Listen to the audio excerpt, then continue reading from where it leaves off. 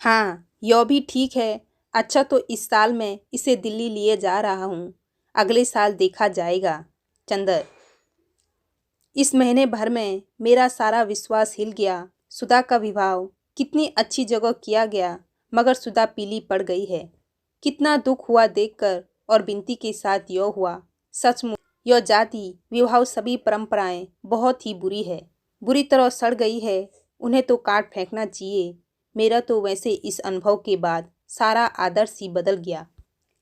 चंदर बहुत अचरज से डॉक्टर साहब की ओर देखने लगा। यही जगह थी। इसी तरह बैठकर डॉक्टर साहब ने जाति बिरादरी, विवाह आदि सामाजिक परंपराओं की कितनी प्रशंसा की थी। जिंदगी की लहरों ने हर एक को 10 महीने में कहाँ से कहाँ लाकर पटक दिया है। डॉक्टर साहब कहते हैं, हम लोग जिंदगी से दूर रहकर सोचते हैं कि हमारी सामाजिक संस्थाएं स्वर्ग है। यह तो जब उसमें धंसो तब उनकी गंदगी मालूम होती है। चंदर, तुम कोई गैर जात का अच्छा सा लड़का ढूंढो। मैं बिनती की शादी दूसरी बिरादरी में कर दूंगा। बिनती जो और चाय ला रही थी, फौरन बड़े दृढ़ स्वर में बोली, मामा जी आप जहर दे दीजिए, लेकिन मैं शादी नहीं करूंगी। क्या आपको मेरी दृढ़ता पर विश्वास नहीं? क्यों नहीं बेटी? अच्छा, जब तक तेरी इच्छा हो पढ़ो। दूसरे दिन डॉक्टर साहब ने बुआ जी को बुलाया और रुपये दे दिए। लो, यह 500 पहले खर्चे के हैं और 2000 में से तुम्हें धीरे धीरे मिलता रहेगा। 2-3 दिन के अंदर बुआ ने जाने की सारी तैयारी कर ली, लेकिन 3 दिन तक बराबर रोती रही। उनके आंसू थमे नहीं। बिनती चुप थी, वह भी कुछ नहीं बोली। चौथे दिन जब सामान मोटर पर रखवा चुकी तो उन्होंने चंदर से बिनती को बुलाया। बिनती आए तो उन्होंने उसे गले से लगा लिया और बेहद रोई, लेकिन डॉक्टर साहब को देखते ही फिर बोल पड़ी, हमारी लड़की का दिमाग तुम ही बिगाड़े हो। दुनिया में भइयो अपना न होत, अपनी लड़की को ब्याह दिया हमारी लड़की। फिर बिनती को चिपटा कर रोने लगी। चंदर चुपचाप खड़ा सोच रहा था। अभी तक बिनती खराब थी और डॉक्टर साहब खराब हो गए। बुआ ने रुपये संभाल कर रख दिए और मोटर पर बैठ गए। समस्त लावनों के बावजूद डॉक्टर साहब उन्हें पहुंचाने स्टेशन तक गए। बिनती बहुत ही चुप सी हो गई थी। वह किसी से कुछ नहीं बोलती और चुपचाप काम किया करती थी। जब काम से फुर्सत पा लेती तो सुधा के कमरे में जाकर लेट जाती और जाने क्या सोचा करती। चंदर को बड़ा ताज्जुब होता था बिनती को देखकर। जब बिनती खुश थी, बोलती चालती थी तो चंदर बिनती से चिढ़ गया था। लेकिन बिनती के जीवन का यह नया रूप देखकर पहले की सभी बातें भूल गया और उससे फिर बात करने की कोशिश करने लगा। लेकिन बिनती ज़्यादा बोलती ही नहीं। एक दिन दोपहर को चंदर यूनिवर्सिटी से लौटकर आया और उसने रेडियो खोल दिया। बिनती एक तस्तरी में अमरूद काट कर ले आई और रखकर जाने लगी। सुनो बिनती, क्या तुमने मुझे माफ़ नहीं किया? मैं कितना व्यथित हूँ बिनती। अगर तुमको भूल से कुछ कह दिया तो तुम उसका इतना बुरा मान गई कि 2-3 महीने बाद भी नहीं भूली। नहीं, बुरा मानने की क्या बात है चंदर। बिनती एक फीकी हंसी हंसकर बोली, आखिर नारी का भी एक स्वाभिमान है। मुझे माँ बचपन से कुलसती रही। मैंने तुम्हें दीदी से बढ़कर माना। तुम भी ठोकरें लगाने के पास नहीं आए, फिर भी मैं सब सहती गई। उस दिन जब मंडप के नीचे मामा जी ने जबरदस्ती हाथ पकड़कर खड़ा कर दिया तो मुझे उसी क्षण लगा कि मुझ में भी कुछ स्वतः है। मैं इसलिए नहीं बनी हूँ कि दुनिया मुझे कुचलती ही रहे।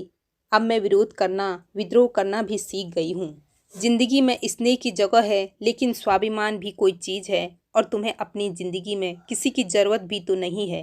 कहकर बिनती धीरे धीरे चली गई। अपमान से चंदर का चेहरा काला पड़ गया। उसने रेडियो बंद कर दिया और तस्तरी उठाकर नीचे रख दी और बिना कपड़े बदले पम्मी के यहाँ चल दिया। मनुष्य का एक स्वभाव होता है, जब वह दूसरे पर दया करता है तो वह चाहता है कि याचक पूरी तरह विनम्र होकर उसे स्वीकार करे। अगर याचक दान लेने में कहीं भी स्वाभिमान दिखलाता है तो आदमी अपनी दान वृत्ति और दया भाव भूलकर नृशंसता में उसके स्वाभिमान को कुचलने में व्यस्त हो जाता है। आज हफ्तों के बाद चंदर के मन में बिनती के लिए कुछ स्नेह, कुछ दया जागी थी। बिनती को उदास मौन देखकर, लेकिन बिनती के इस स्वाभिमान भरे उत्तर ने फिर उसके मन का सोया सांप जगा दिया था। वह इस स्वाभिमान को तोड़कर रहेगा, उसने सोचा होगा। पम्मी के यहाँ पहुंचा तो अभी धूप थी। जैनी कहीं गई थी। बट्टी अपने तोते को कुछ खिला रहा था। कपूर को देखते ही हंसकर अभिवादन किया और बोला, पम्मी अंदर है। वह सीधे अंदर चला गया। पम्मी अपने शयन कक्ष में बैठी हुई थी। कमरे में लंबी लंबी खिड़कियां थी, जिनमें लकड़ी के चौखटों में रंग बिरंगे शीशे लगे हुए थे। खिड़कियों बंद थी और सूरज की किरणें इन शीशों पर पड़ रही थी और पम्मी पर सातों रंग की छायाएं खिल रही थी। वह झुकी हुई सोफे पर अधलेटी हुई किताब पढ़ रही थी। चंदन ने पीछे से जाकर उसकी आंखें बंद कर ली और बगल में बैठ गया। कपूर अपनी सुकुमार उंगलियों से चंदन के हाथ को आंखों से हटाते हुए पम्मी बोली और पलकों में बेहद नशा भरकर सो जूही की मुस्कान बिखेरकर चंदन की ओर देखने लगी। चंदन ने देखा वह ब्राउनिंग की कविता पढ़ रही थी। वह पास बैठ गया। पम्मी ने उसे अपने वक्ष में खींच लिया और उसके बालों से खेलने लगी। चंदर थोड़ी देर चुप लेटा रहा, फिर पम्मी के गुलाबी होंठों पर उंगलियां रखकर बोला, मैं जाने क्यों सब कुछ भूल जाता हूँ। पम्मी, दुनिया वासना से है। ईमानदार से कहता हूँ कि अगर किसी को वासनाहीन प्यार करके मुझे जितनी शांति मिलती है, पता नहीं क्यों मांसलता में भी उतनी ही शांति मिलती है। ऐसा लगता है कि शरीर के विकार अगर आध्यात्मिक प्रेम में जाकर शांत हो जाए तो लगता है आध्यात्मिक प्रेम में प्यासे रह जाने वाले अभाव फिर किसी के मांसल बंधन में ही आकर बुझ पाते हैं। कितना सुख है तुम्हारी ममता में। चंदर के होंठों को अपनी उंगलियों से दबाती हुई पम्मी बोली, चरम शांति के क्षणों को अनुभव किया करो, बोलते क्यों हो। चंदर चुप हो गया, चुपचाप लेटा रहा। पम्मी की केसर श्वासें उसकी माथे को रह रह कर चूम रही थी और चंदर के गालों को पम्मी के वक्ष में धड़कता हुआ संगीत गुदगुदा रहा था। चंदर का एक हाथ पम्मी के गले में पड़ी, इमिटेशन हीरे की माला से खेलने लगा। सारस के पंखों से भी ज़्यादा मुलायम सुकुमार गर्दन से छूटने पर उंगलियां लाजवंती की पत्तियों की तरह संकुचा जाती थी। माला खोल ली और उसे उतार कर अपने हाथ में ले लिया। पम्मी ने माला लेने के लिए हाथ बढ़ाए था कि गले के बटन टच से टूट गए। बर्फानी चांदनी उफन कर झलक पड़ी। चंदर को लगा उसके गालों के नीचे बिजलियों के फूल सिहर उठे हैं और एक मदमाता नशा टूटते हुए सितारों की तरह उसके शरीर को चीरता हुआ निकल गया। वह कांप उठा, सचमुच कांप उठा। नशे में चूर वह उठकर बैठ गया और उसने पम्मी को अपनी गोद में डाल लिया। पम्मी अनंग के धनुष की पर्यंचा की तरह दोहरी होकर उसकी गोद में पड़ रही। तरुणाई का चांद टूटकर दो टुकड़े हो गया था और वासना के तूफान ने झीले बादल भी हटा दिए थे। जहरीली चांदनी ने नागिन बनकर चंदर को लपेट लिया। चंदन ने पागल होकर पम्मी को अपनी बाहों में कस लिया। इतनी प्यास से लगा कि पम्मी का दीपशिखा सा तन चंदर के तन में समा जाएगा। पम्मी निश्चेष्ट आंखें बंद किए थी, लेकिन उसके गालों पे जाने क्या खिल उठा था। चंदर के गले में उसने मिलनान सी बाहें डाल दी थी। चंदन ने पम्मी के होंठों को जैसे अपनों होंठों में समेट लेना चाहा। इतनी आग, नशा। ठाय सहसा बाहर बंदूक की आवाज हुई। चंदर चौंक उठा। उसने अपने बाहुपाश ढीले कर दिए, लेकिन पम्मी उसके गले में बाहें डाले बेहोश पड़ी थी। चंदर ने क्षण भर पम्मी के भरपूर रूप यौवन को आंखों से पी लेना चाहा। पम्मी ने अपनी बाहें हटा ली और नशे में मखमूर सी चंदर की गोद से एक ओर लुढ़क गई। उसे अपने तन बदन का होश नहीं था। चंदन ने उसके वस्त्र ठीक किए और फिर झुककर उसकी नसें में चूर पलकें चूम ली। ठाय बंदूक की दूसरी आवाज हुई। चंदर घबरा कर उठा। यह क्या है पम्मी? होगा कुछ, जाओ मत, अलसाई हुई नसीली आवाज में पम्मी ने कहा और उसे फिर खींच कर बिठा लिया और फिर बाहों में उसे समेट कर उसका माथा चूम लिया। ठाय फिर तीसरी आवाज हुई। चंदर उठ खड़ा हुआ और जल्दी से बाहर दौड़ गया। देखा बट्टी की बंदूक बरामदे में पड़ी है और वह पिंजड़े के पास मरे हुए तोते का पंख पकड़कर उठाए हुए हैं। उसके घावों से बट्टी के पत्तून पर खून चू रहा था। चंदर को देखते ही बट्टी हंस पड़ा। देखा 3 गोली में इसे बिल्कुल मार डाला। वह तो कहो सिर्फ एक ही लगी, वरना। और पंख पकड़कर तोते की लाश को झुलाने लगा। छी, फेंको उसे, हत्यारे कहीं के, मार क्यों डाला उसे। चंदन ने कहा, तुमसे मतलब, तुम कौन होते हो पूछने वाले। मैं प्यार करता था, उसे मैंने मार डाला। बट्टी बोला और आहिस्ते से उसे एक पत्थर पर रख दिया। रुमाल निकाल कर फाड़ डाला। आधा रुमाल उसने नीचे बिछा दिया और आधे से उसका खून पहुँचने लगा। फिर चंदर के पास आया, चंदर के कंधे पे हाथ रखकर बोला, कपूर तुम मेरे दोस्त हो ना, जरा रुमाल दे दो। और चंदर को रुमाल लेकर तोते के पास खड़ा हो गया। बड़ी हसरत से उसकी ओर देखता रहा, फिर झुककर उसे चूम लिया और उस पर रुमाल उड़ा दिया और बड़े मातम की मुद्रा में उसी के पास सिर झुकाकर बैठ गया। बट्टी बट्टी पागल हो गई क्या? चंदर ने उसका कंधा पकड़कर हिलाते हुए कहा। यह क्या नाटक हो रहा है? बट्टी ने आंखें खोली और चंदर को भी हाथ पकड़कर वहीं बिठा लिया और बोला, देखो कपूर, एक दिन तुम आए थे तो मैंने तोता और जैनी दोनों को दिखाकर कहा था कि मैं जैनी से नफरत करता हूँ, उससे शादी करूंगा और तोते से प्यार करता हूँ, उसे मार डालूंगा। कहा था कि नहीं? कहो हाँ। हाँ कहा था, चंदर बोला। लेकिन क्यों कहा था? हाँ अब पूछा तुमने। तुम पूछोगे मैंने क्यों मार डाला तो मैं कहूँगा कि इसे अब मरना चाहिए था, इसलिए इसे मार डाला। तुम पूछोगे इसे क्यों मर जाना चाहिए तो मैं कहूँगा जब कोई जीवन की पूर्णता पर पहुँच जाता है तो उसे मर जाना चाहिए। अगर वह अपनी जिंदगी का लक्ष्य पूरा कर चुका है और नहीं मरता तो यह उसका अन्याय है। वो अपनी ज़िंदगी का लक्ष्य पूरा कर चुका था, फिर भी नहीं मरता था। मैं इसे प्यार करता था, लेकिन यह अन्याय नहीं सह सकता था, अतः मैंने इसे मार डाला। अच्छा, तो तुम्हारे तोते का भी जिंदगी का कोई लक्ष्य था? हर एक की जिंदगी का लक्ष्य होता है और वो लक्ष्य होता है सत्य को, चरम सत्य को जान जाना। वह सत्य जान लेने के बाद आदमी अगर जिंदा रहता है तो उसकी यह असीम बेहाई है। मैंने इसे वह सत्य सिखा दिया, फिर भी यह नहीं मरा तो मैंने मार डाला। फिर तुम पूछोगे कि वह चरम सत्य क्या है? वह सत्य है कि मौत आदमी के शरीर की हत्या करती है और आदमी की हत्या गला घोट देती है। मसलन तुम अगर किसी औरत के पास जा रही हो या किसी औरत के पास से आ रही हो और संभव है उसने तुम्हारी आत्मा की हत्या कर डाली हो, वहाँ अब तुम जल्दी से पूरे पागल हो जाओगे, चंदन ने कहा। और फिर वह पम्मी के पास लौट गया। पम्मी उसी तरह मदहोश लेटी थी। उसने जाते ही फिर बाहें फैलाकर चंदर को समेट लिया और चंदर उसके वक्ष की रेशमी गरमाई में डूब गया। जब वह लौटा तो बर्फी हाथ में खुरपा लिए गड्ढा बंद कर रहा था। सुनो कपूरा, यहाँ मैंने उसे गाड़ दिया, यह उसकी समाधि है। और देखो, आते जाते यहाँ सिर झुका देना, वह बेचारा जीवन का सत्य जान चुका है। समझ लो वह सेंट पैरेट संत सुखदेव हो गया है। अच्छा अच्छा, चंदर सिर झुकाकर हंसते हुए आगे बढ़ा। सुनो, रुको कपूर, फिर बट्टी ने पुकारा और पास आकर चंदर के कंधे पर हाथ रखकर बोला, कपूर तुम मानते हो कि नहीं कि पहले मैं एक असाधारण आदमी था? अब भी हो? चंदर हंसते हुए बोला, नहीं, अब मैं असाधारण नहीं हूँ। कपूर देखो, तुम्हें आज रहस्य बताऊं, वही आदमी असाधारण होता है जो किसी परिस्थिति में किसी भी तथ्य को स्वीकार नहीं करता, उनका निषेध करता चलता है। जब वो किसी को स्वीकार कर लेता है तब वो पराजित हो जाता है। मैं तो कहूँगा असाधारण आदमी बनने के लिए सत्य को भी स्वीकार नहीं करना चाहिए। क्या मतलब बट्टी?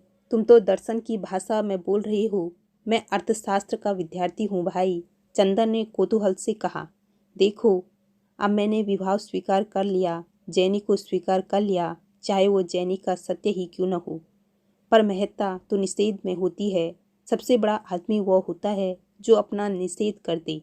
लेकिन मैं अब साधारण आदमी हूँ, सस्ती किस्म का अदना व्यक्ति। मुझे कितना दुख है, आज मेरा तोता भी मर गया और मेरी असाधारणा भी। और बट्टी फिर तोते की कब्र के पास सिर झुकाकर बैठ गया।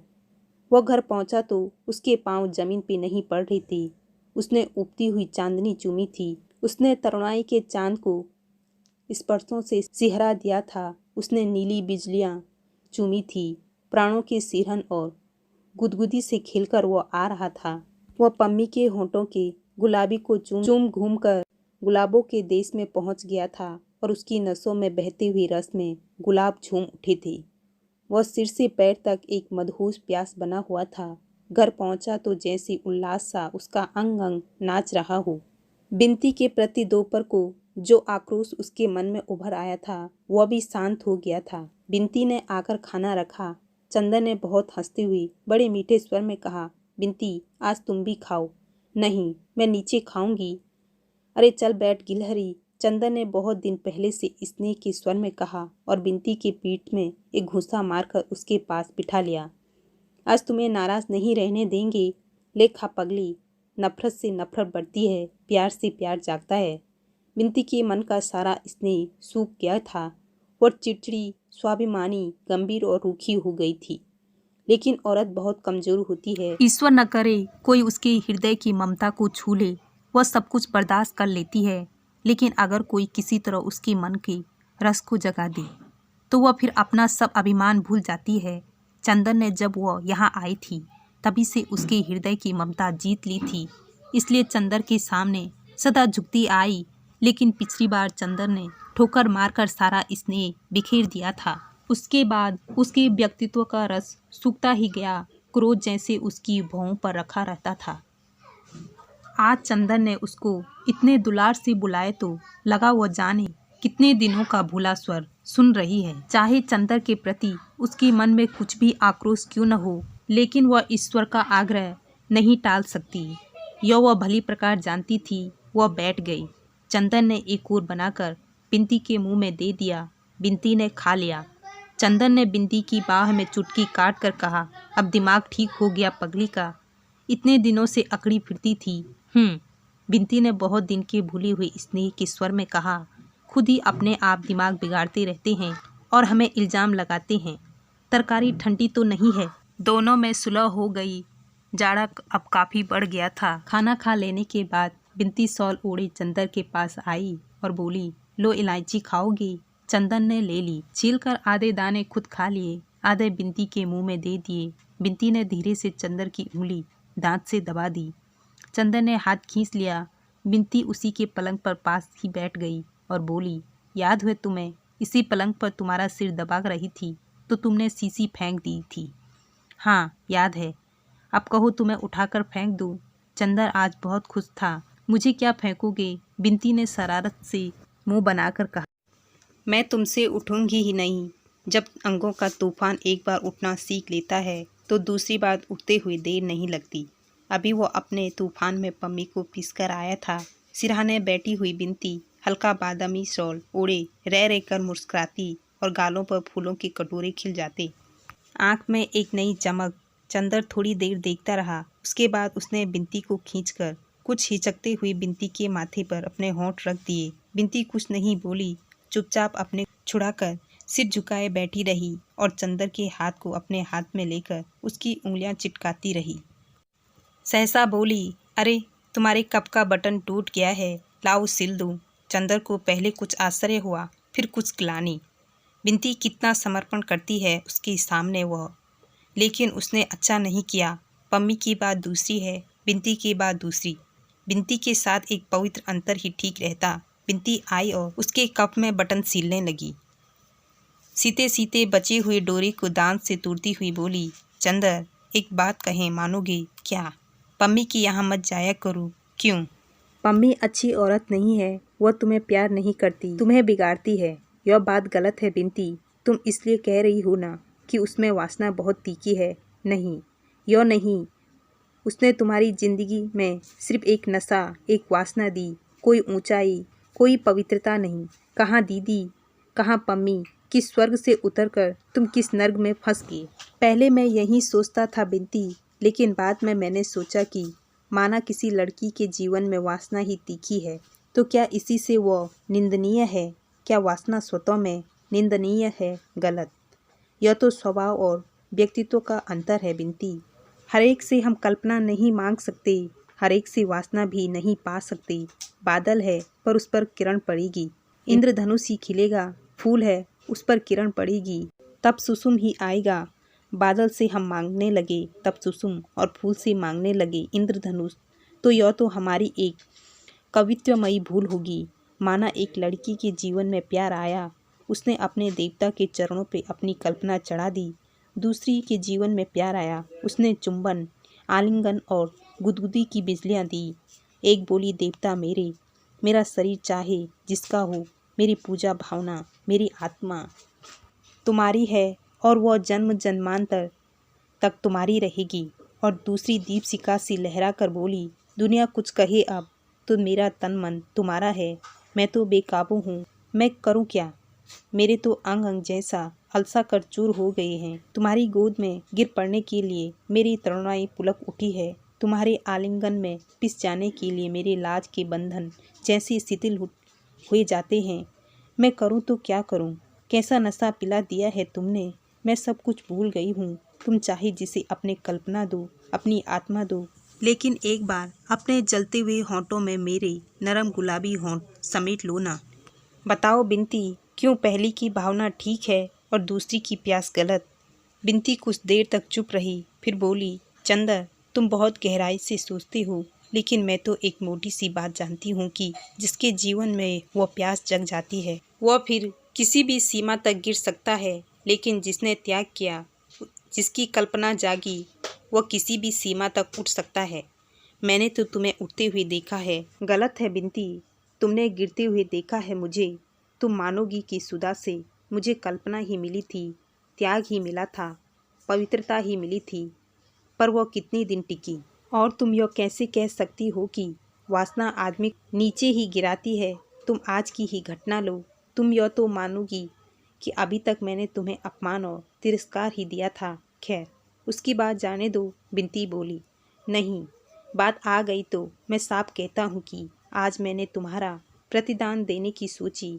आज तुम्हारे लिए मन में बड़ा स्नेह उमड़ आया। क्यों जानती हो, पम्मी ने आज अपने बाहुपास में कसकर जैसे मेरे मन की सारी कटुता, सारा विष खींच लिया। मुझे लगा बहुत दिन बाद फिर 50 नहीं आदमी हूँ। यह वासना का ही दान है। तुम कैसे कहोगी कि वासना आदमी को नीचे ही ले जाती है। बिनती कुछ नहीं बोली। चंदर भी थोड़ी देर चुप रहा, फिर बोला, लेकिन एक बात पूछूं बिनती। क्या? बहुत अजब सी बात है, सोच रहा हूँ पूछूं या न पूछूं। पूछो ना। अभी मैंने तुम्हारे माथे पे होंठ रख दिए, तुम कुछ भी नहीं बोली, और मैं जानता हूँ यह कुछ अनुचित सा था। तुम पम्मी नहीं हो, फिर भी तुमने कुछ भी विरोध नहीं किया। बिनती थोड़ी देर तक चुपचाप अपने पाँव की ओर देखती रही, फिर शॉल के डोर से एक डोरा खींचते हुए बोली, चंदर मैं अपने को कुछ समझ नहीं पाती, सिर्फ इतना जानती हूँ कि मेरे मन में तुम जाने क्या हो, इतने महान हो कि मैं तुम्हें प्यार नहीं कर पाती, लेकिन तुम्हारे लिए कुछ भी करने से अपने को रोक नहीं सकती। लगता है तुम्हारा व्यक्तित्व, उसकी शक्ति और उसकी दुर्लभताएं, उसकी प्यास और उसका संतोष इतना महान है, इतना गहरा है कि उसके सामने मेरा व्यक्तित्व कुछ भी नहीं है। मेरी पवित्रता, मेरी अपवित्रता, इन सबसे ज़्यादा तुम्हारी प्यास है। लेकिन अगर तुम्हारे मन में मेरे लिए जरा भी स्नेह है तो तुम पम्मी से संबंध तोड़ लो। दीदी से अगर मैं बताऊंगी तो जाने क्या हो जाएगा, और तुम जानते नहीं दीदी अब कैसी हो गई है। तुम देखो तो आंसू। बस बस। चंदन ने अपने हाथ से बिनती का मुंह बंद करते हुए कहा, सुधा की बात मत करो, तुम्हें कसम है। जिंदगी के जिस पहलू को हम भूल चुके हैं उसे कुरेदने से क्या फ़ायदा। अच्छा, चंदर का हाथ हटाकर बिनती बोली, लेकिन पम्मी को अपनी ज़िंदगी से हटा दो। यह नहीं हो सकता बिनती, चंदर बोला, और जो कहो वो मैं कर दूंगा। हाँ, तुम्हारे प्रति आज तक जो दुर्व्यवहार हुआ है उसके लिए मैं तुमसे क्षमा मांगती हूँ। छी चंदर, मुझे शर्मिंदा मत करो, काफ़ी रात हो गई थी। चंदर लेट गया। बिनती ने उसे रजाई उड़ा दी और टेबल पर बिजली का स्टैंड रखकर बोली, अब चुपचाप सो जाओ। बिनती चली गई। चंदर पड़ा पड़ा सोचने लगा, दुनिया गलत कहती है कि वासना पाप है। वासना से भी पवित्रता और क्षमाशीलता आती है। पम्मी से उसे जो कुछ मिला वो अगर पाप है तो आज चंदर ने जो बिनती को दिया उसमें इतनी क्षमा, इतनी उदारता और इतनी शांति क्यों थी। उसके बाद बिनती को वह बहुत दुलार और पवित्रता से रखने लगा। कभी कभी जब वह घूमने जाता तो बिनती को भी ले जाता था। न्यू ईयर्स डे के दिन पम्मी ने दोनों की दावत की। बिनती पम्मी के पीछे चाहे चंदर से पम्मी का विरोध कर ले, पर पम्मी के सामने बहुत शिष्टता और स्नेह का बर्ताव करती थी। डॉक्टर साहब की दिल्ली जाने की तैयारी हो गई। बिनती ने कार्यक्रम में कुछ परिवर्तन करा लिया था। अब वह पहले डॉक्टर साहब के साथ शाहजहांपुर जाएगी और तब दिल्ली। निश्चय करते करते अंत में 1 फरवरी को वे लोग गए। स्टेशन पर बहुत से विद्यार्थी और डॉक्टर साहब के मित्र उन्हें विदा देने के लिए आए थे। बिनती विद्यार्थियों की भीड़ से घबराकर इधर चली आई और चंदर को बुलाकर कहने लगी, चंदर, दीदी के लिए एक खत तो दे दो। नहीं, चंदर ने बहुत रूखे और दृढ़ स्वर में कहा। बिनती कुछ क्षण तक एकटक चंदर की ओर देखती रही, फिर बोली, चंदर, मन चाहे अब भी वैसी हो, लेकिन अब तुम पर अब विश्वास नहीं रहा। चंदर ने कुछ जवाब नहीं दिया, सिर्फ हंस पड़ा। फिर बोली, चंदर, अगर कभी कोई ज़रूरत हो तो ज़रूर लिखना, मैं चली आऊँगी, समझे। और फिर चुपचाप जाकर बैठ गई। जब चंदर लौटा तो उसके साथ कई साथी प्रोफेसर थे। घर पहुंचकर वह कार लेकर पम्मी के यहाँ चल दिया। पता नहीं क्यों बिनती की जाने का चंदर को कुछ थोड़ा सा दुख था। गर्मी का मौसम आ गया था। चंदर सुबह कॉलेज जाता, दोपहर को सोता और शाम को वह नियमित रूप से पम्मी को लेकर घूमने जाता। डॉक्टर साहब कार छोड़ गए थे। कार पम्मी और चंदर को लेकर दूर दूर का चक्कर लगाया करती थी। इस बार उसने अपनी छुट्टियां दिल्ली में ही बिताने की सोची थी। पम्मी ने भी तय किया था कि मसूरी से लौटते समय जुलाई में वह एक हफ्ते आकर डॉक्टर शुक्ला की मेहरबानी करेगी और दिल्ली में पूर्व परिचितों से भी मिल लेगी। यह नहीं कहा जा सकता कि चंदर के दिन अच्छी तरह नहीं बीत रहे थे। उसने अपना अतीत भूल दिया था और वर्तमान को वह पम्मी की नशीली निगाहों में डूबो चुका था। भविष्य की उसे कोई खास चिंता नहीं थी। उसे लगता था कि यह पम्मी की निगाहों के बादलों और स्पर्शों के फूलों की जादू भरी दुनिया अमर है, शाश्वत है। इस जादू ने हमेशा के लिए उसकी आत्मा को अभिभूत कर लिया है। ये होंठ कभी अलग न होंगे। यह बावपास इसी तरह उसे घिरे रहेगा और पम्मी की गर्म तरुण सांसें सदा इसी प्रकार उसके कपोलों को सिहराती रहेगी। आदमी का विश्वास हमेशा सीमाएं और अंत भूल जाने का आदी होता है। चंदर भी सब कुछ भूल चुका था। अप्रैल की एक शाम दिन भर लू चलकर अब थक गई थी, लेकिन दिन भर की लू की वजह से आसमान में इतनी धूल भर गई कि धूप भी हल्की पड़ रही थी। माली बाहर छिड़काव कर रहा था। चंदर सोकर उठा था और सुस्ती मिटा रहा था। थोड़ी देर बाद वह उठा, दिशाओं की ओर निरुद्देश्य देखने लगा। बड़ी उदास सी शाम थी। सड़क भी बिल्कुल सूनी थी। सिर्फ दो एक साइकिल सवार लू से बचने के लिए कानों पर तौलिया लपेटी हुई चली जा रही थी। एक बर्फ का ठेला भी चला जा रहा था। जाओ बर्फ ले आओ, चंदर ने माली को पैसे देते हुए कहा। माली ने ठेले वाले को बुलाया। ठेला वाला आकर फाटक पर रुक गया। माली बर्फ तुड़वा ही रहा था कि एक रिक्शा जिस पर पर्दा बंधा था वह भी फाटक के पास मुड़ा और ठेले के पास आकर रुक गया। ठेले वाले ने ठेला पीछा किया। रिक्शा अंदर आया। रिक्शा में कोई पर्दाशीन औरत बैठी हुई थी, लेकिन रिक्शा के साथ कोई नहीं था। चंदर को ताज्जुब हुआ, कौन पर्दाशीन यहाँ आ सकती है। रिक्शा से एक लड़की उतरी जिसे चंदर नहीं जानता था, लेकिन बाहर का पर्दा जितना गंदा और पुराना था, लड़की की पोशाक उतनी ही साफ और चुस्त। वह सफ़ेद रेशम की सलवार, सफ़ेद रेशम का चुस्त कुर्ता और उस पर बहुत हल्के शरबती फालसाई रंग की चुन्नी ओढ़ी हुई थी। वो उतरी और रिक्शे वाले से बोली, अब घंटे भर में आकर मुझे ले जाना। रिक्शा वाला सिर हिलाकर चल दिया और वह सीधे अंदर चल दी। चंदर को बड़ा अचरज हुआ। यह कौन हो सकती है जो इतनी बेतकल्लुफी से अंदर चल दी।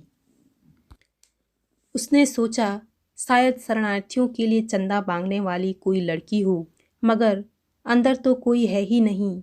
उसने चाहा कि रोक दे, फिर उसने नहीं रोका। सोचा खुद ही अंदर खाली देख कर लौट आएगी।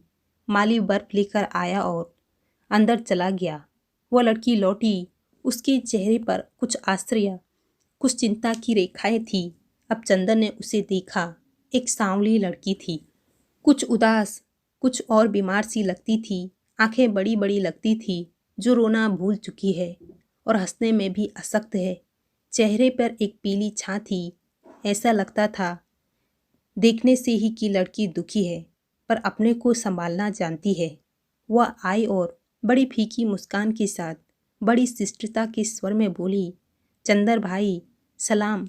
सुधा क्या ससुराल में है? चंदर का आश्चर्य और भी बढ़ गया। यह तो चंदर को जानती भी है। जी हाँ, वो ससुराल में है। आप और बिनती कहाँ है? लड़की ने बात काट कर पूछा। बिनती दिल्ली में है।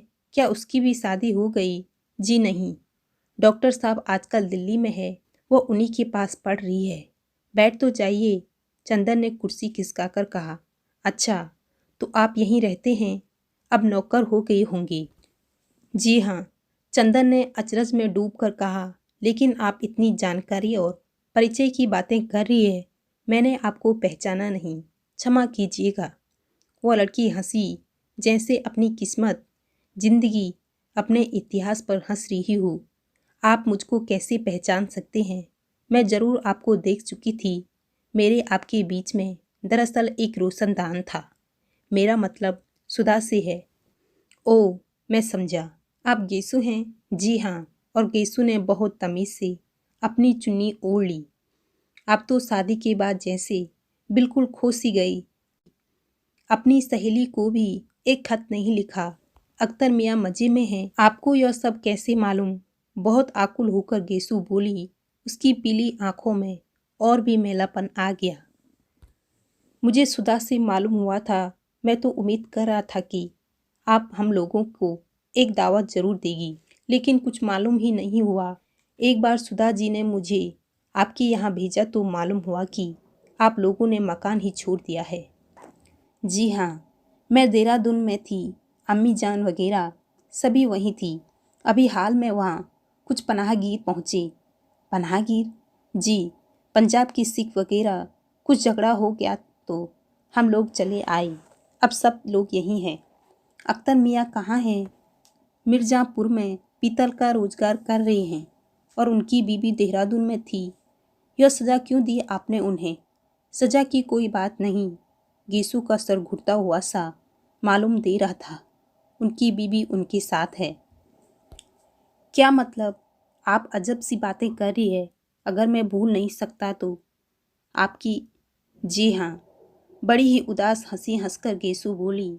आपसे चंदर भाई मैं क्या छिपाऊंगी? जैसी शादी। चंदर, मेरी शादी उनसे नहीं हुई। अरे, गुस्ताखी माफ़ कीजिएगा। सुधा तो मुझसे कह रही थी कि अख्तर मुझसे मोहब्बत करते हैं।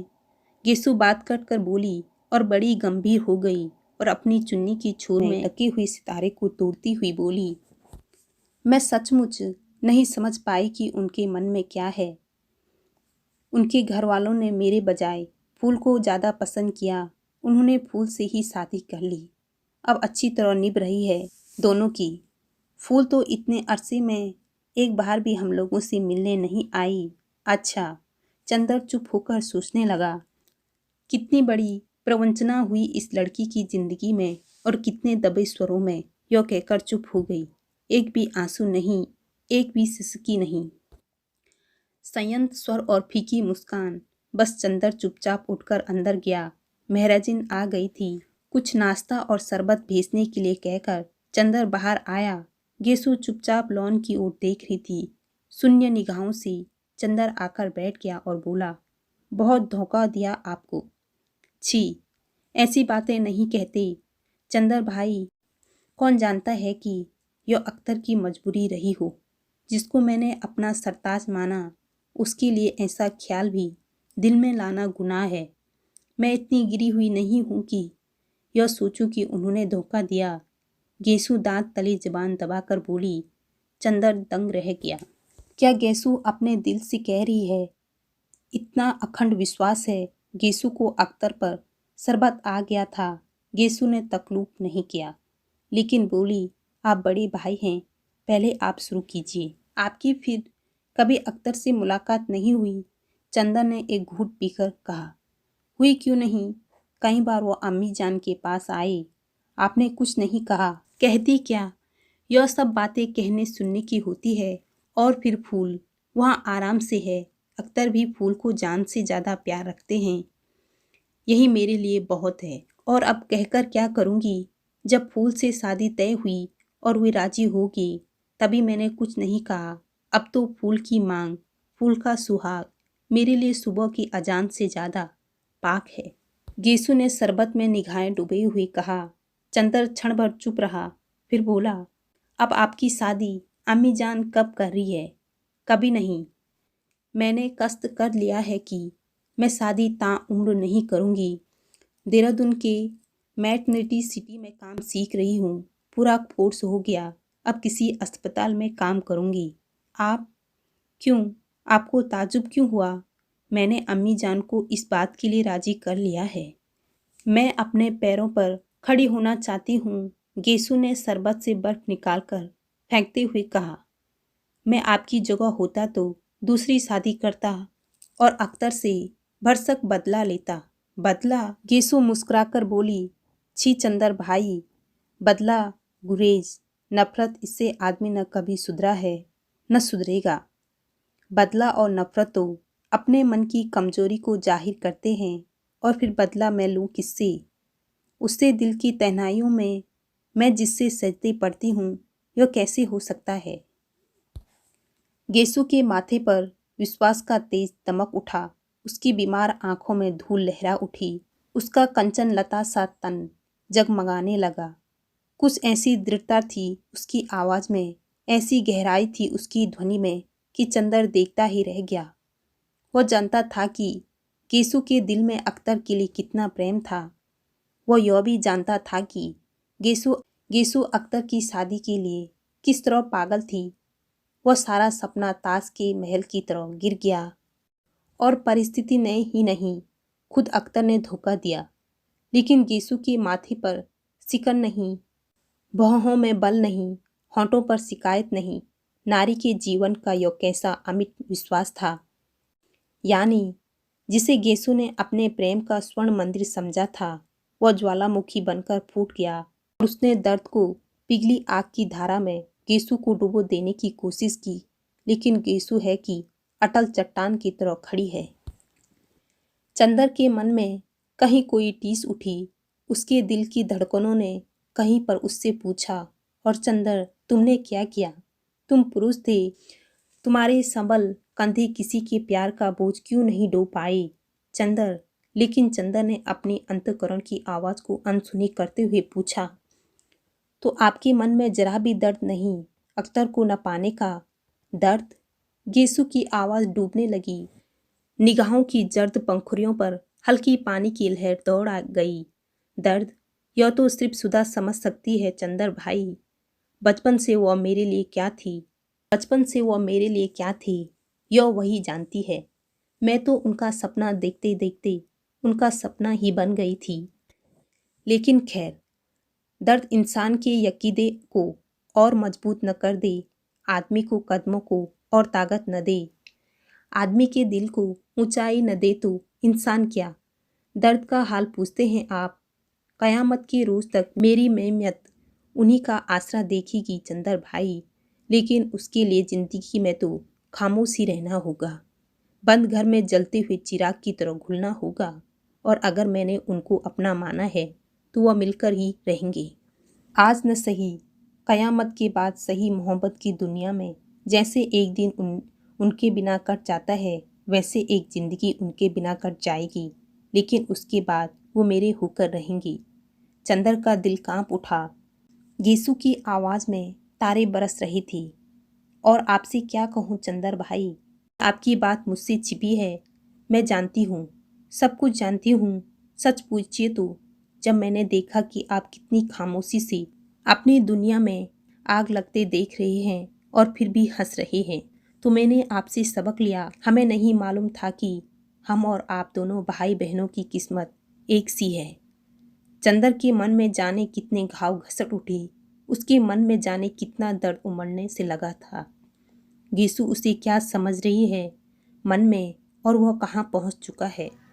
जिसने चंदर की जिंदगी से अपने मन का दीप जलाया, वो आज देवता के चरण तक पहुंच गया। लेकिन चंदर के मन की दीपशिखा उसने अपने प्यार की चिता जला डाली। चंदर के मुंह पर ग्लानि की कालिमा छा गई। गेसु चुपचाप बैठी थी। सहसा बोली, चंदर भाई, आपको याद है पिछले साल इन्हीं दिनों में सुधा से मिलने आई थी और हसरत आपको मेरा सलाम कहने गया था। याद है, चंदर ने बहुत भारी स्वर में कहा। इस 1 साल में दुनिया कितनी बदल गई। गेसु ने एक गहरी सांस लेकर कहा। एक बार ये दिन चले जाते हैं, फिर बेदर्द कभी नहीं लौटते। कभी कभी सोचती हूँ कि सुधा होती तो फिर कॉलेज जाते, क्लास में शोर मचाते, भागकर घास में लेटते, बादलों को देखते, शेर कहते और वो चंदर की और हम अख्तर की बातें करते। गेसु का गला भर आया और एक आंसू चू पड़ा। सुधा और सुधा की ब्याह की शादी का हाल बताइए, कैसे हैं उनके शौहर। चंदर के मन में आया कि वह कह दे गेसु को, क्यों लज्जित कर रही हो, मैं वो चंदर नहीं हूँ। मैंने अपने विश्वास का मंदिर भ्रष्ट कर लिया। मैं प्रेत हूँ। मैंने सुधा के प्यार का गला घोंट दिया है, लेकिन पुरुष का गर्वी, पुरुष का छला उसे यह भी नहीं मालूम होने दिया कि उसका विश्वास चूर चूर हो चुका है और पिछले कितने ही महीनों से उसने सुधा को खत लिखना भी बंद कर दिया है और यह भी नहीं मालूम करने का प्रयास किया कि सुधा मरती है या जीती है। घंटा भर तक दोनों सुधा के बारे में बात करते रहे। इतने में रिक्शा वाला लौट आया। गेसु ने उसे ठहरने का इशारा किया और बोली, अच्छा जरा सुधा का पता लिख दीजिए। चंदर ने एक कागज पर पता लिख दिया। गेसु ने उठने का उपक्रम किया तो चंदर बोला, बैठिए, अभी आपसे बातें करके आज जाने कितने दिनों की बातें याद आ रही है। गेसु हंसी और बैठ गई। चंदर बोला, आप अभी तक कविताएं लिखती हैं? कविताएं? गेसु फिर हंसी और बोली, जिंदगी कितनी हमगीर है, कितनी पुरशोर, और इस शोर में नगमों की हकीकत कितनी। अब हड्डियों, नसें, प्रेशर पॉइंट, पट्टियाँ और मरहमों में दिन बीत जाता है। अच्छा चंदर भाई, सुधा अभी उतनी ही शौक है, उतनी ही शरारती है? नहीं, चंदर ने बहुत उदास स्वर में कहा। जाओ कभी देख आओ ना। नहीं, जब तक कहीं जगह नहीं मिल जाती तब तक तो इतनी आज़ादी नहीं मिलेगी। अभी यही हूँ। उसी को बुलाऊंगी और उसके पति देवता को लिखूंगी। कितना सुना लग रहा है घर, जैसे भूतों का बसेरा हो, जैसे प्रेत रहते हो। क्यों प्रेत बना रही हैं आप? मैं रहता हूँ इस घर में। चंदर बोला, अरे मेरा मतलब यह नहीं था। गेसु हंसते हुए बोली, अच्छा अब मुझे अम्मी जान नहीं भेजेगी। आज जाने कैसे अकेले आने की इजाज़त दे दी। आपको किसी दिन बुलाऊं तो आएगा ज़रूर। हाँ आऊँगा गेसु, ज़रूर आऊँगा। चंदर ने बहुत स्नेह से कहा। अच्छा भाईजान, सलाम, नमस्ते। गेसु जाकर रिक्शा पर बैठ गई और पर्दा तन गया। रिक्शा चल दिया। चंदर एक अजीब सी निगाह से देखता रहा, जैसे अपने अतीत की खोई हुई चीज़ ढूंढ रहा हो। फिर धीरे धीरे लौट आया। सूरज डूब गया था। वह गुसल खाना बंद कर नहाने बैठ गया। जाने कहाँ कहाँ मन भटक रहा था उसका। चंदर मन का स्थिर था, मन का बुरा नहीं था। गेसु ने आज उसके सामने अचानक यह तस्वीर रख दी थी, जिसमें वह स्वर्ग की ऊंचाइयों में मंडराया करता था, और जाने कैसा दर्द सा उसके मन में उठ गया था। गेसु ने अपने अजाने में ही चंदर के अविश्वास, चंदर की प्रतिहिंसा को बहुत बड़ी हार दी थी।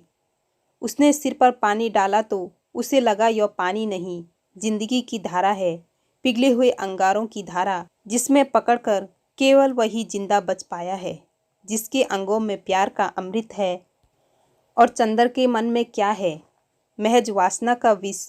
वह सड़ा हुआ, गला हुआ शरीर मात्र जो केवल सन्निपात्र के जोर से चल रहा है। उसने अपने मन के अमृत को गली में फेंक दिया। उसने क्या किया है? वह नहाकर आया और शीशे के सामने खड़ा होकर बाल काटने लगा। फिर शीशे की ओर एकटक देखकर बोला, मुझे क्या देख रहे हो चंदर बाबू? मुझे तो तुमने बर्बाद कर डाला। आज कई महीने हो गए और तुमने एक चिट्ठी तक नहीं लिखा। छी। और उसने शीशा उलट कर रख दिया। महराजिन खाना ले आई। उसने खाना खाया और सुस्त सा पड़ रहा।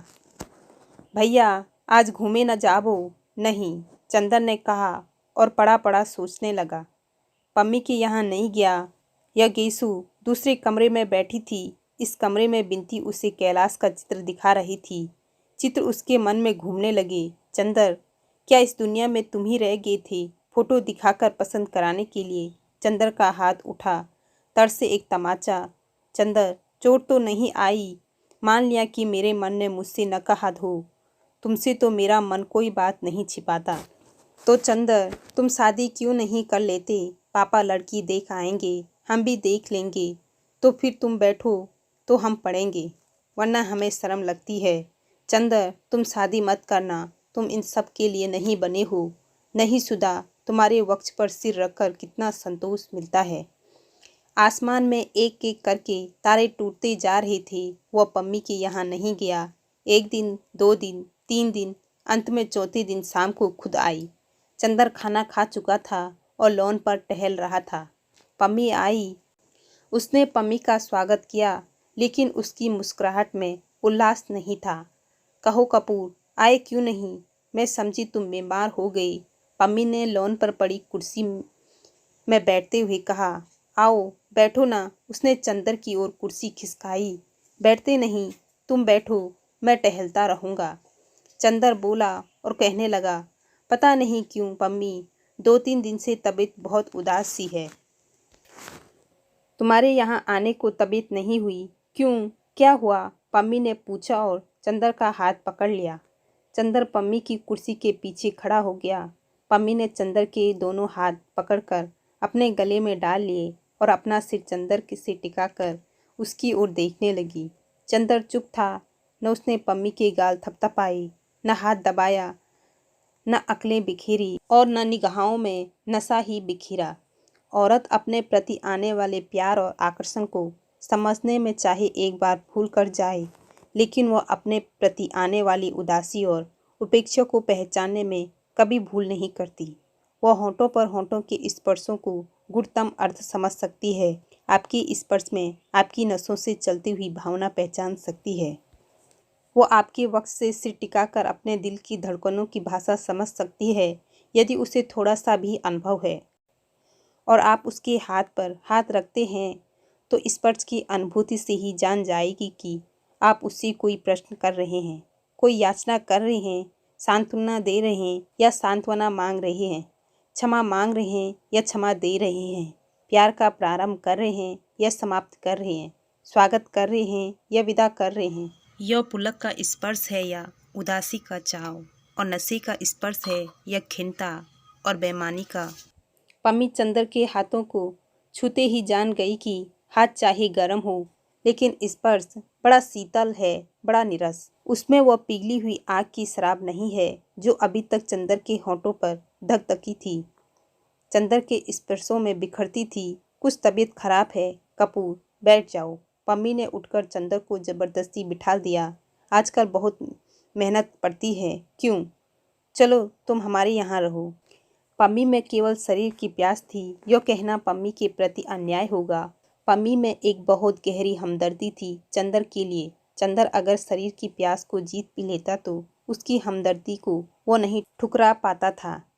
उस हमदर्दी का तिरस्कार होने से पम्मी दुखी होती थी और उसे वह तभी स्वीकृत समझती थी जब चंदर उसके रूप के आकर्षक में डूबा रहे। अगर पुरुषों के होंठों में तीखी प्यास न हो, बाहुपासों में जहर न हो, तो वासना की शिथिलता से नारी फौरन समझ जाती है कि संबंधों में दूरी आती जा रही है। संबंधों की घनिष्ठता को नापने का नारी के पास एक ही मापदंड है, चुंबन का तीखापन। चंदर के मन में ही नहीं वरन स्पर्शों में भी इतनी बिखरती हुई उदासी थी, इतनी उपेक्षा थी कि पम्मी मर्माहत हो गई। उसके लिए एक पहली पराजय थी। आजकल पम्मी जान जाती थी कि चंदर का रोम रोम इस वक्त पम्मी की सांसों में डूबा हुआ है, लेकिन पम्मी ने देखा कि चंदर उसकी बाहों में होते हुए भी दूर, बहुत दूर, न जाने किस विचारों में उलझा हुआ है। वह उससे दूर चला जा रहा है, बहुत दूर। पम्मी की धड़कनें अस्त व्यस्त हो गई। उसकी समझ में नहीं आया वह क्या करे। चंदर, क्या हो गया है? क्या पम्मी का जादू टूट रहा है? पम्मी ने अपनी पराजय को कुंठित होकर अपना हाथ हटा लिया और चुपचाप मुंह फेर कर उधर देखने लगी। चंदर चाहे जितना उदास हो, लेकिन पम्मी की उदासी वो नहीं सह सकता था। बुरी या अली, पम्मी इस वक्त उसकी सूनी जिंदगी का अकेला सहारा थी और पम्मी की हमदर्दी का वह बहुत कृतज्ञ था। वह समझ गया पम्मी क्यों उदास है। उसने पम्मी का हाथ खींच लिया और अपने होंठ उसकी हथेलियों पर रख दिया और खींचकर पम्मी का सिर अपने कंधे पर रख लिया। पुरुष के जीवन में एक क्षण आता है जब वासना उसकी कमजोरी, उसकी प्यास, उसका नशा, उसका आवेश नहीं रह जाती। जब वासना उसकी हमदर्दी का, उसकी सांत्वना का साधन बन जाती है। जब वो नारी को इसलिए बाहों में नहीं समेटता कि उसकी बाहें प्यासी है, वह इसलिए उसे बाहों में समेट लेता है कि नारी अपना दुख भूल जाए। जिस वक्त वह नारी की सीपियाँ पलकों के नशे में नहीं वरन उसकी आंखों के आंसू सुखाने के लिए उसकी पलकों पर होंठ रख देता है। जीवन के उस क्षण में पुरुष जिस नारी से सहानुभूति रखता है, उसके मन में पराजय को भुलाने के लिए वह नारी के बाहुपास के नशे में बहला देना चाहता है। लेकिन इन बाहुप्यासों की प्यास जरा भी नहीं होती, आग जरा भी नहीं होती, सिर्फ नारी को बहलावा देने का प्यास मात्र होता है। इसमें कोई संदेह नहीं कि चंदर के मन पर छाया हुआ पम्मी के रूप का गुलाबी बादल उचटा जा रहा था। नशा उखड़ा सा रहा था, लेकिन चंदर पम्मी को दुखी नहीं करना चाहता था। वह भर बस पम्मी को बहलाए रखता था, लेकिन उसके मन में कहीं न कहीं फिर अंतर्द्वंद का एक तूफान चलने लगा था। गेसु ने उसके सामने उसकी साल भर पहले की जिंदगी का वह चित्र रख दिया था, जिसकी एक झलक उस अभागे को पागल कर देने के लिए काफी थी। चंदर जैसे तैसे मन को पत्थर बनाकर, अपनी आत्मा को रूप की शराब में डुबोकर, अपने विश्वासों से छलकर उसको भुला पाया था, उसे जिता पाया था। लेकिन गेसु ने और गेसु की बातों ने जैसे उसके मन की मूर्छित पड़ी अभिशाप की छाया में फिर प्राण प्रतिष्ठा कर दी थी। और आधी रात के सन्नाटे में फिर चंदर को सुनाई देता था कि उसके मन की कोई काली छाया बार बार सिसकने लगती है। चंदर के हृदय से टकरा कर वह रुदन बार बार कहता था, देवता, तुमने मेरी हत्या कर डाली। मेरी हत्या, जिसे तुमने स्वर्ग और ईश्वर से बढ़कर माना था। और चंदर इन आवाज़ों से घबरा उठता था। विस्मरण की एक तरंग जहाँ चंदर को पम्मी के पास खींच लाई थी, वहाँ अतीत के स्मरण की दूसरी तरंग उसे वेग में उलझाकर जैसे फिर से दूर खींच ले जाने के लिए व्याकुल हो उठी। उसको लगा कि पम्मी के लिए उसके मन में जो मादक नशा था, वह उस पर ग्लानि का कोहरा छाता जा रहा है। और अभी तक उसने जो किया था, उसके लिए उसी के मन में कहीं न कहीं एक हल्की सी अरुचि झलकने लगी थी। फिर भी पम्मी का जादू बदस्तूर कायम था। वह पम्मी के प्रति कृतज्ञ था और वह पम्मी को कहीं किसी भी हालत में दुखी नहीं करना चाहता था। भले वह गुनाह करके अपनी कृतज्ञता जाहिर क्यों न कर पाए, लेकिन जैसे बिनती के मन में चंदर के प्रति जो श्रद्धा थी, वह नैतिकता अनैतिकता के बंधन से ऊपर उठकर थी, वैसे ही चंदर के मन में पम्मी के प्रति कृतज्ञ पुण्य और पाप के बंधन से ऊपर उठकर थी। बिनती ने एक दिन चंदर से कहा था कि यदि वह चंदर को असंतुष्ट करती है तो वह उसे इतना बड़ा गुनाह लगता है कि उसके सामने उसे किसी भी पाप पुण्य की परवाह नहीं है। उसी तरह चंदर सोचता था कि संभव है कि उसका और पम्मी का यह संबंध पापमय हो, लेकिन इस संबंध को तोड़कर पम्मी को असंतुष्ट और दुखी करना इतना बड़ा पाप होगा जो अक्षम है।